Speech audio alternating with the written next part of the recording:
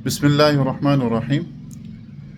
कुछ बातें करनी थी रमज़ान मुबारक के हवाले से कि रमज़ान मुबारक का महीना जब शुरू होता है तो शुरू के दिनों में ये देखा गया है, आप सब ने इसको नोट किया होगा कि हमारे अंदर एक तवानाई होती है, एक चुस्ती होती है, एक फुर्तीलापन होता है और इन सब चीज़ों के साथ हम इबादत करते हैं, तरावी पढ़ते हैं, नमाज़ पढ़ते हैं और तस्बीहात करते हैं, कुरान पढ़ते हैं, सारी चीज़ें पढ़ते हैं। मगर जैसे जैसे रमज़ान गुज़रता जाता है और हम ईद के करीब आते जाते हैं, ये सारी हमारी चीज़ें छूटती जाती हैं आहिस्ता आहिस्ता।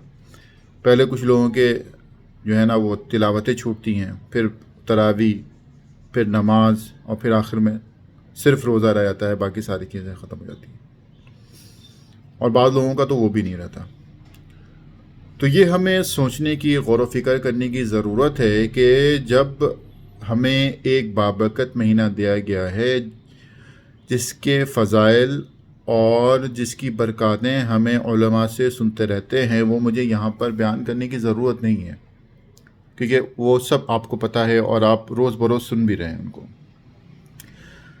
तो ये जो भी रमज़ान की बरक़ातें हैं, आप सुनकर भी अगर आपके अंदर तब्दीली नहीं आ रही और आप उन चीज़ों को अपना नहीं रहे, इसका मतलब ये है कि आप रमज़ान सिर्फ़ अपनी मर्ज़ी से गुजार रहे हैं, अल्लाह की मर्ज़ी से नहीं गुजार रहे हैं।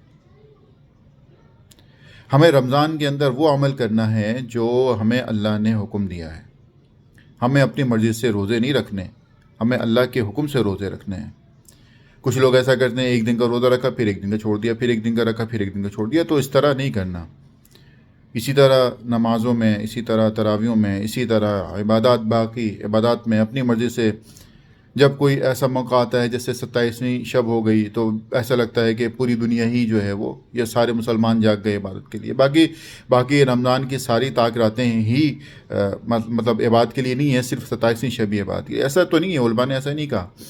तो हमें ये सोचने की और हमें ये गौर व फिक्र करने की ज़रूरत है कि हम अल्लाह पाक के इस बाबरकत महीने को, रमज़ानुल मुबारक को, हम किस तरीके से गुजार रहे हैं। हम अल्लाह की पैरवी करके गुजार रहे हैं या अपने नफ्स की पैरवी करके गुजार रहे हैं। हमें इस बारे में ज़रूर सोचना है। इंशाअल्लाह कुछ बातें और भी हैं, वो अगली वीडियो में आपको ज़रूर बताऊँगा। अल्लाह हाफ़िज़।